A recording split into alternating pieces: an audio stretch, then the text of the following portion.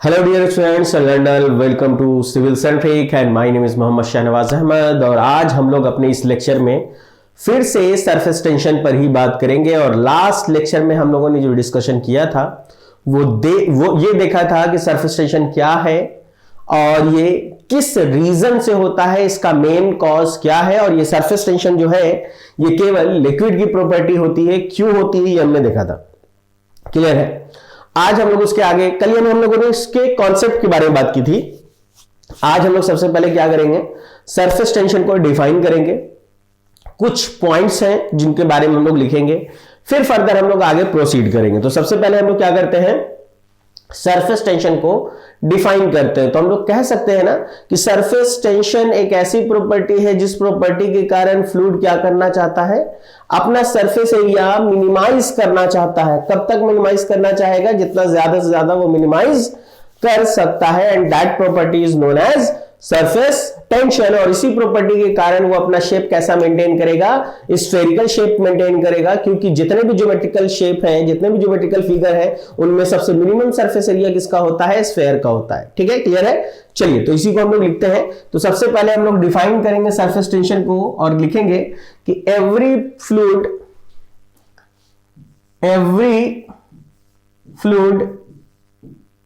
Is having a property of minimizing its surface area up to its maximum extent and such a fluid property is known as surface tension. And such a property, या ये कहो fluid property, and such a fluid property is known as surface tension. और इसी property को हम लोग क्या कहते हैं, सरफेस टेंशन कहते हैं। और इसको हम लोग किससे डिनोट करते हैं, सिग्मा से। And it is denoted by sigma. चाहो तो लिख लो, it is denoted by sigma. ठीक है, क्लियर है। चलिए अब हम लोग इसके बाद अगर बात करेंगे तो हम लोग कहेंगे कि ये तो चलो हमारा डेफिनेशन हो गया सरफेस टेंशन का। और इसी प्रॉपर्टी के कारण हमारा जो ड्रॉपलेट्स होंगे उनका शेप कैसा बनेगा, स्फेरिकल शेप बनेगा। ठीक है। तो हम लोग क्यों बनता है, क्योंकि sphere has the minimum surface area amongst all the geometrical shapes. ठीक है, that's why it will maintain the shape of sphere. ठीक है। तो आप कह सकते हैं इसके बाद नेक्स्ट पॉइंट में, पॉइंट वाइज में अगर लिखना चाहें तो आप कह सकते हैं sphere has the minimum surface area amongst all the geometrical shape.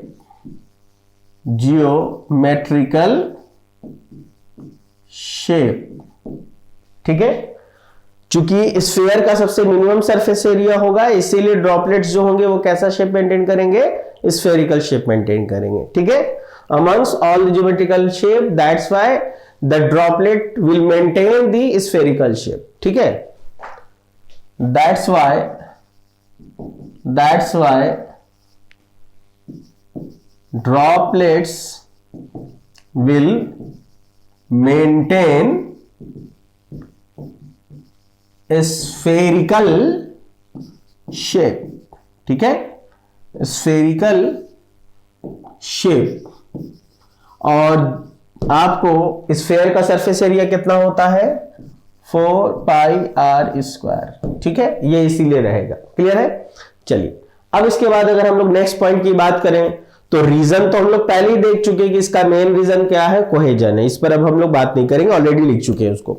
अब अगर नेक्स्ट पॉइंट की बात करें तो आपको बताया जाए कि बहुत सारा इसका एप्लीकेशन भी है, और अगर इस पर देखा जाए तो आप ये कह सकते हो कि हर वो केमिकल जिसका इस्तेमाल हम लोग सरफेस टेंशन को डिक्रीज करने के लिए करते हैं उसको क्या कहा जाता है, सरफेक्टेंट। ठीक है, याद रखिएगा। तो हम लोग लिख सकते हैं नेक्स्ट पॉइंट में कि chemicals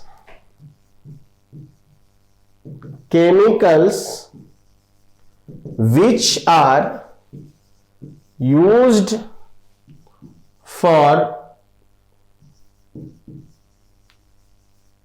decreasing the surface tension of liquid is known as surfactant. इसीलिए इसको क्या कहा जाता है, सरफेक्टेंट कहा जाता है। क्लियर है? ठीक है, चलिए अब अगर हम लोग नेक्स्ट पॉइंट पर चले तो अब हम लोग कहेंगे कि सरफेस टेंशन को मेजर करने वाले डिवाइसेस कौन कौन से होते हैं। तो देखिए, सरफेस टेंशन को मेजर करने वाले एक्सपेरिमेंटल डिवाइस जो है वो दो हैं, जिसमें एक ऐसा है कि नाम सुन के ही समझ में आ जाता है कि ये किसको मेजर करेगा, सरफेस टेंशन को। वो है टेंसियोमीटर। क्या नाम है, टेंसियोमीटर। तो ऑब्वियस सी बात है, सुन के भी समझ जाता है बच्चा कि अरे टेंसियोमीटर मतलब सरफेस टेंशन जैसा कुछ होगा, उसको मेजर कर रहा होगा। लेकिन दूसरा नाम ऐसा है कि आप नाम देख के नहीं समझ पाएंगे कि ये किसको मेजर करेगा, वो है स्टैलेग्मोमीटर। तो हो सकता है कभी आपसे एग्जामिनेशन में पूछ लिया जाए कि ये बताइए कि सरफेस टेंशन को मेजर करने वाले डिवाइस का नाम क्या है। ठीक है, तो आप लिख सकते हैं कि tensiometer and stalagmometer. Tensiometer and stalagmometer are the experimental device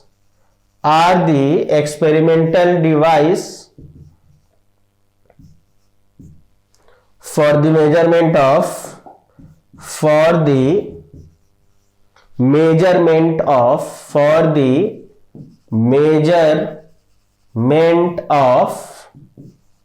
surface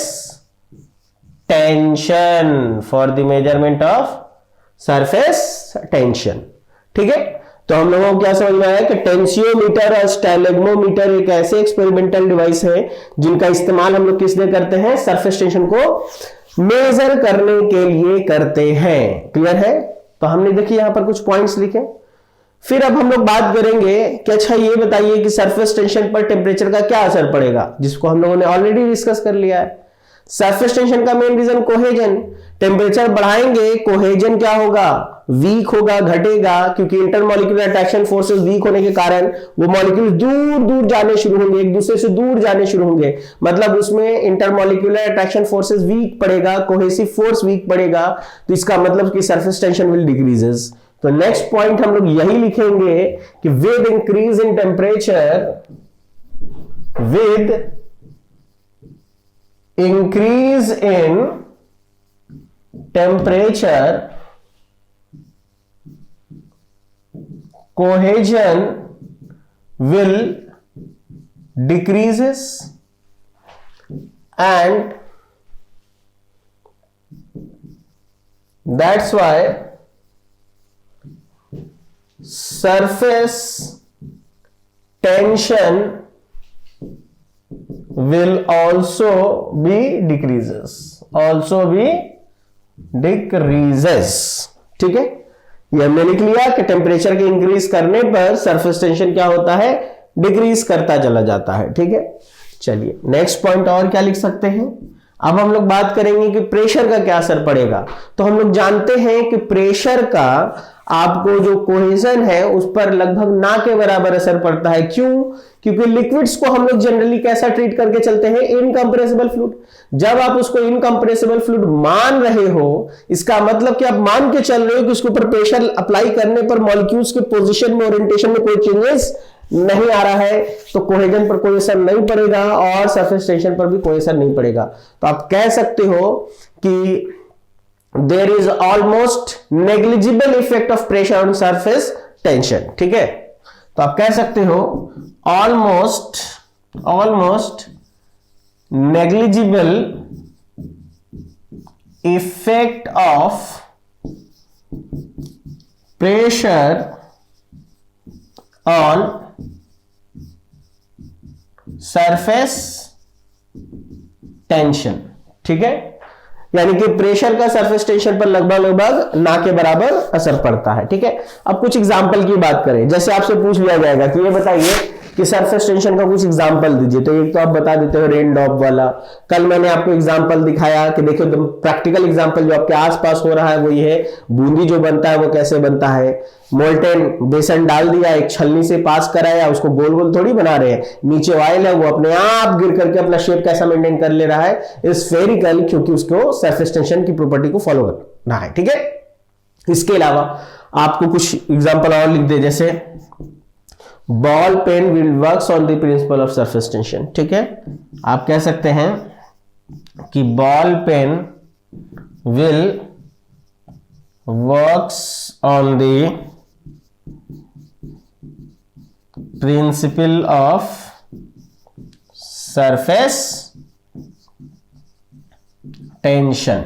ठीक है, कैसे, देखो पेन का बॉल होता है नीचे छोटा सा, वो बॉल इंक के साथ कांटेक्ट में है और इंक और बॉल के बीच में एडेसिव फोर्स है, लेकिन जैसे ही आपने पेन को ऐसे चलाया बॉल घूमेगा, बॉल के साथ जो इंक टच में था, कांटेक्ट में था, वो पेपर पे आ गया। लेकिन लगातार इंक आता क्यों जा रहा है, क्योंकि इंक का मॉलिक्यूल इंक के दूसरे मॉलिक्यूल को खींचता चला जा रहा है अपने साथ, और ये किसके कारण खींच रहा है, सरफेस टेंशन के कारण। ठीक है, तो बॉल पेन जो है वो किस प्रिंसिपल के कारण वर्क कर रहा है, वो वर्क कर रहा है आपको सरफेस टेंशन के कारण। ठीक है, जैसे आप पानी पीते हो तो पानी जो आपको है यहां तक कैसे चढ़ जाता है, वो भी सरफेस टेंशन के कारण है। ठीक है, तो इस तरीके के बहुत सारे एग्जाम्पल हैं जो आप दे सकते हो। क्लियर है फिलहाल, लेकिन अभी हम लोगों ने यहां पर कुछ पॉइंट्स को लिखा है और इन पॉइंट्स को आप क्या रखेंगे, हमेशा ध्यान में रखेंगे। अब हम लोग इसके आगे चलेंगे, लेकिन उससे पहले हम आपको ये दिखाना चाहेंगे कि सरफेस टेंशन के कारण क्या क्या हो रहा है, इन सब चीजों पर बात करना है। ठीक है, तो पहले हम लोग मैथमेटिकली इसको देखते हैं कि सरफेस टेंशन मैथमेटिकली क्या होता है। ठीक है, देखिए, तो ये तो बात हो गई ये कुछ पॉइंट्स की। अब हम लोग अगर सरफेस टेंशन को फाइंड आउट करना चाहते हैं तो इसका रिलेशन चाहिए। रिलेशन निकालने के लिए आपको हमको क्या बताना पड़ेगा, मैथमेटिकल रिलेशन बताना पड़ेगा। तो हम कह सकते हैं कि mathematically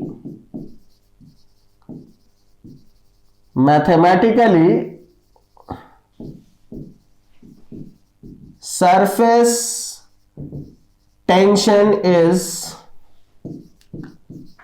defined as the force per unit length।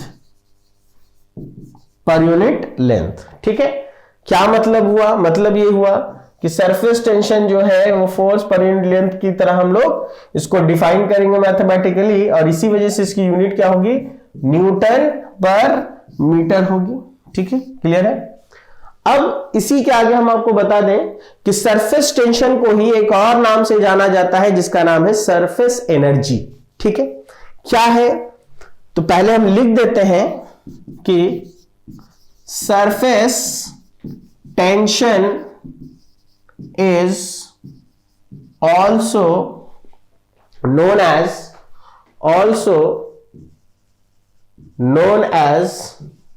surface energy।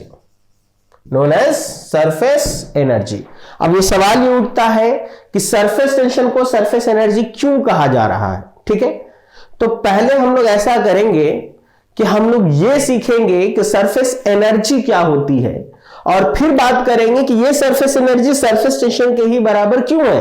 Clear है, तो सबसे पहले हम लोग सरफेस एनर्जी को समझने की कोशिश करते हैं। ठीक है, मतलब क्या है, देखो हर फ्लूइड क्या चाहता है, अपना शेप मेंटेन करना, कैसा, स्फेरिकल।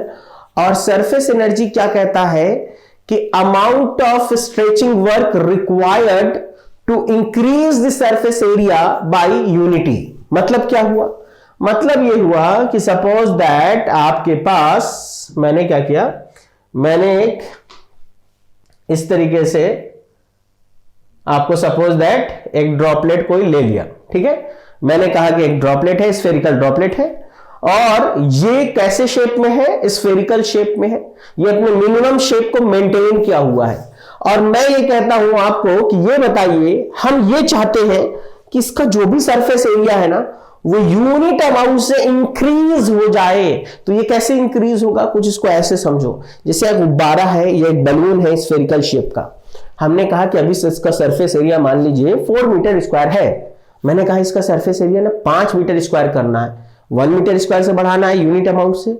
आपको क्या करना पड़ेगा, आपको उसको फूंकना पड़ेगा। तो आप कहीं ना कहीं उसको एक एनर्जी या एक फोर्स क्या करोगे, वर्क तो दे रहे हो ना, तो आपको वो देना पड़ेगा, यानी कि वो आप उसको स्ट्रेच करना चाहते हो। यानी कि हम क्या करेंगे, इसको चारों तरफ से क्या करना चाहेंगे, स्ट्रेच करना चाहेंगे। और जब स्ट्रेच कर देंगे तो आपको जो इसका शेप बनेगा ना, वो शेप कुछ ऐसा हो गया। मान लीजिए पहले भी स्फेरिकल था, अभी भी स्फेरिकल होगा, लेकिन अब जो स्फेरिकल शेप आया है ना, इसका सरफेस एरिया पहले से कितने से ज्यादा है, हो गया होगा यूनिट अमाउंट से या 1 मीटर से। दैट इज कि हमने क्या किया, हमने इसको स्ट्रेच कर दिया है सिंपली, ठीक है। हमने इसको चारों तरफ से क्या किया है, स्ट्रेच किया है। देखो यहां से, यहां से, यहां से, हम इसको चारों तरफ से इस तरीके से स्ट्रेच करके देखेंगे। जब हम स्ट्रेच कर देंगे तो ऑब्वियस सी बात है इसका सरफेस एरिया चेंज कर जाएगा। हमने इसको स्ट्रेच किया है, ठीक है, चारों तरफ से इस तरीके से हमने इसको स्ट्रेच करना किया है, ठीक है, ठीक है। तो आपसे कहा गया कि आपने इसको अगर स्ट्रेच किया होगा, चारों तरफ से खींचा होगा, तो कुछ ना कुछ अमाउंट ऑफ वर्क तो दिया होगा ना, कुछ ना कुछ अमाउंट ऑफ वर्क तो खर्च किया होगा। तो that amount of work per unit change in area, ठीक है। तो इसीलिए सरफेस एनर्जी को कैसे डिफाइन करते हैं, amount of stretching work required to increase the surface area by unity या यूनिट अमाउंट। आपने सरफेस एरिया को यूनिट अमाउंट से इंक्रीज करने के लिए जो भी वर्क खर्च किया या जो भी एनर्जी खर्च की, वो क्या कहलाएगी, वो कहलाएगी सरफेस एनर्जी। वो क्या कहलाएगी, वो हो जाएगी आपकी सरफेस एनर्जी, ठीक है।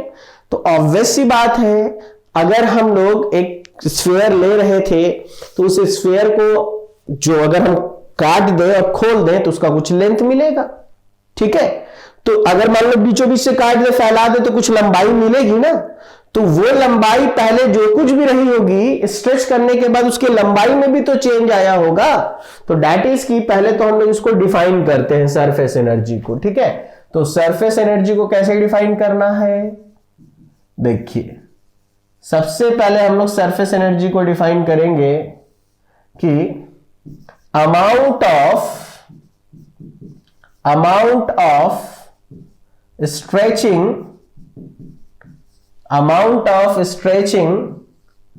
work required to increase the surface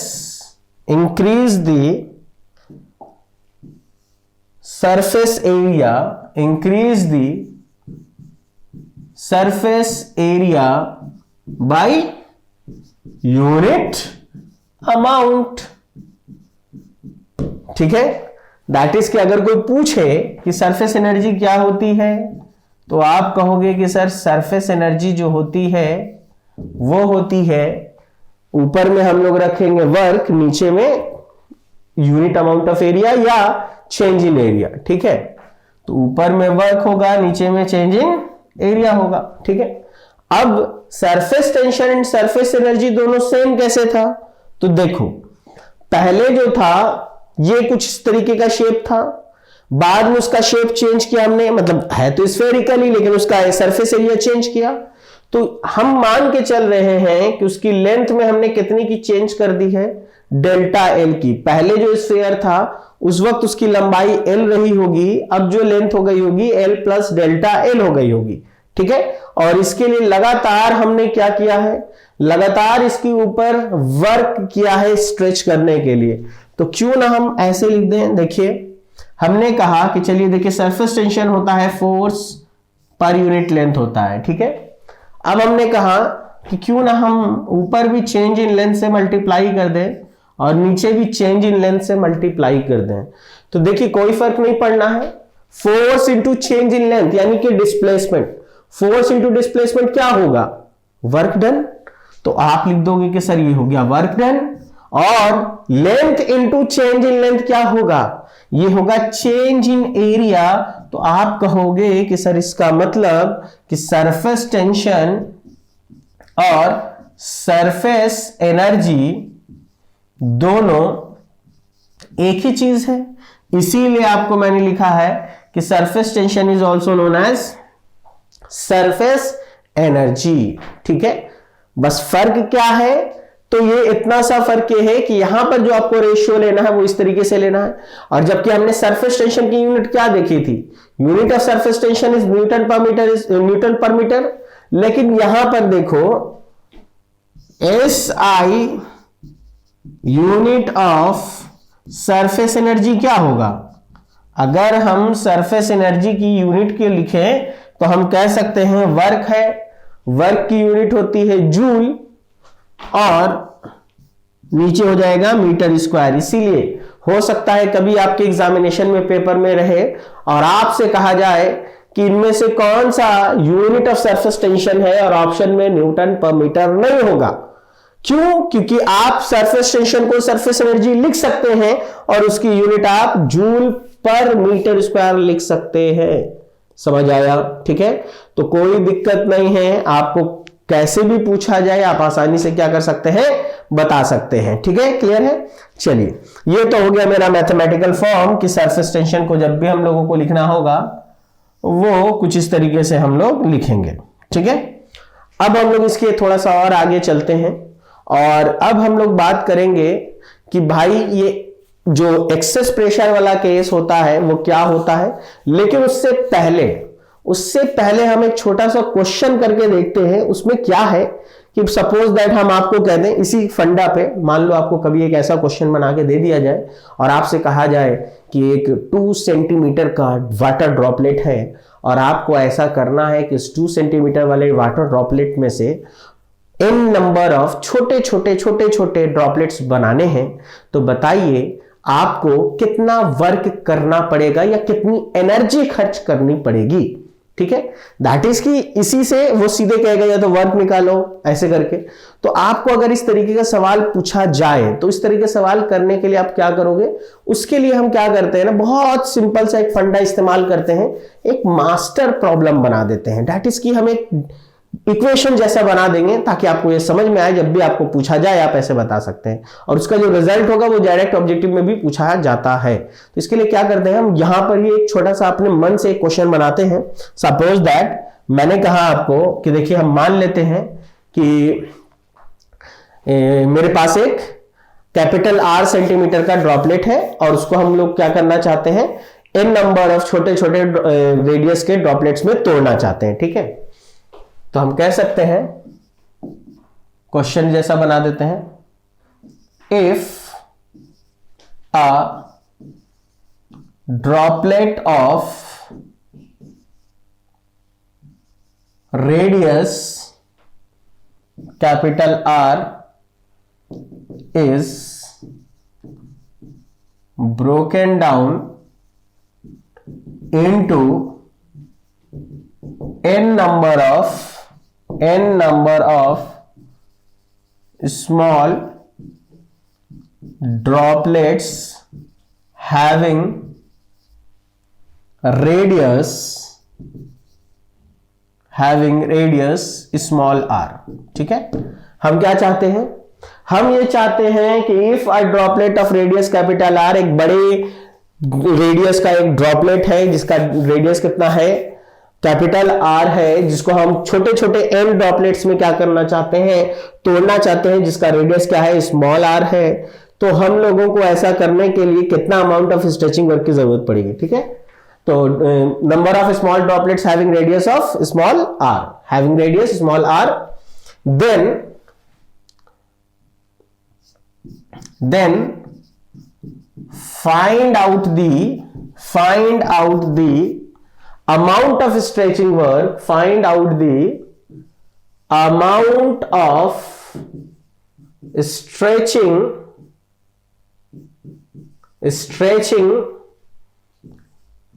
work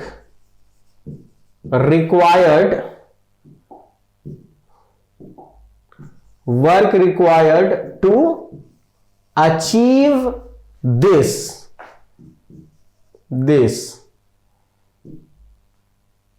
if sigma is the surface tension, sigma is the surface tension। ठीक है, हमने देखिए यहां पर क्या किया, आपको एक सवाल जैसा बना दिया कि आपके पास एक बड़ा रेडियस का ड्रॉपलेट है और उसको आप एक छोटे वाले रेडियस में बहुत नंबर ऑफ ड्रॉपलेट्स में क्या करना चाहते हैं, तोड़ना चाहते हैं। तो आप ये बताओ कि ऐसा करने के लिए आपको कितना अमाउंट ऑफ स्ट्रेचिंग वर्क देना पड़ेगा। कुछ समझ में आ रहा है? बड़ा ड्रॉपलेट है, उससे छोटे छोटे बहुत सारे ड्रॉपलेट बनाने हैं। कितने बनाने हैं? अभी हमने उसको मान लिया n। आपको एग्जाम में कुछ भी दे, 10 बनाओ, 20 बनाओ, 15 बनाओ, 25 बनाओ, नंबर कुछ भी हो सकता है, नंबर को मैंने n मान लिया। तो आपको ऐसा करने के लिए कितना वर्क की जरूरत पड़ेगी, ये मेरा सवाल था। आई थिंक सवाल समझ में आ गया होगा। चलिए अब इसको हम लोग सॉल्व करके देखते हैं। इसके लिए मैंने क्या किया, आपको दिखाया कि देखिए सपोज दैट अभी हम कहते हैं कि देखिए यही सवाल है मेरा। मैंने कहा कि देखिए एक कैपिटल R जो है रेडियस का एक मेरे पास क्या है, बबल है, और इसको हम क्या करना चाहते हैं, छोटे n नंबर ऑफ ड्रॉपलेट्स में क्या करना चाहते हैं, तोड़ना चाहते हैं। ठीक है, सपोज दैट हमने ये डायग्राम आपको बना दिया। ठीक है,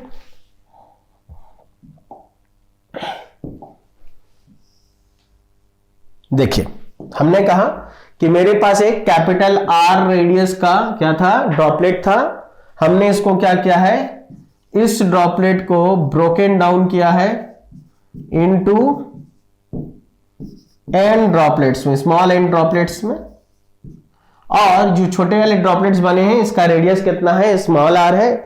तो हम लोगों को ऐसा करने के लिए कितना वर्क करना पड़ेगा या कितनी एनर्जी खर्च करनी पड़ेगी, ये हम लोगों को फाइंड आउट करना है। देखिए तो अब आप देखें, अगर ऐसा करना था तो इस पूरे फंडामेंटल में हम लोगों को कौन सी चीज ऐसी है जो क्या रहनी है, कंजर्व रहनी है। देखो अगर एक बड़े बकेट में से हम पानी निकाल के छोटे छोटे बकेट्स में भरना शुरू करें या छोटे छोटे ग्लासेस में भरना शुरू करें, तो जो दोनों जगह कंजर्व रहने वाला है वो है वॉल्यूम। सब कुछ बदल सकता है, वॉल्यूम नहीं बदलेगा। आपने 1 लीटर के बोतल में से आपने क्या किया है, 100 ml के ग्लासेस को भरा है, तो आपको दोनों जगह वॉल्यूम क्या रहेगा, सेम ही रहेगा। वही हमने नंबर ऑफ ग्लासेस में भर दिया। ठीक है, तो वॉल्यूम कंजर्व रहेगा। तो आप सबसे पहले लिखेंगे कि according to conservation of volume, सबसे पहला फंडामेंटल क्या लगेगा, according to conservation of volume पहले और बाद में दोनों जगह क्या रहना है, सेम रहना है। इसलिए volume of the bigger droplet यानी 4/3 पाई r क्यूब, क्योंकि ये कैसा शेप है, स्फेरिकल है, और ये भी छोटा वाला कैसा है, स्फेरिकल ही है। ठीक है, तो आपको ये जो 4/3 पाई कैपिटल R क्यूब होगा ये बराबर आना चाहिए किसके, n times of the 4/3 pi small r cube के बराबर आना चाहिए, क्योंकि एक ड्रॉपलेट का वॉल्यूम इतना है और ऐसे ऐसे कितने ड्रॉपलेट्स हैं, n ड्रॉपलेट्स हैं। दोनों जगह देखिए 4/3 पाई आपने क्या कर दिया, कैंसिल आउट कर दिया। आपको एक छोटा सा रिलेशन मिला, वो ये था कि r क्यूब बराबर nr⁻3। अब इससे फायदा क्या होगा, इससे फायदा ये होगा कि मान लो कभी एग्जामिनेशन में क्वेश्चन आए ऑब्जेक्टिव में और आपसे कहे कि एक 5 सेंटीमीटर का बिगर ड्रॉपलेट है, उससे आपको 27 पीस छोटे छोटे ड्रॉपलेट्स बनाने हैं, तो स्मॉल r बताइए। क्या यहां से नहीं निकाल लेंगे आप? एन पता है, कैपिटल आर पता है, स्मॉल आर निकल जाएगा। स्मॉल आर पता है, एन पता है, कैपिटल आर निकल जाएगा।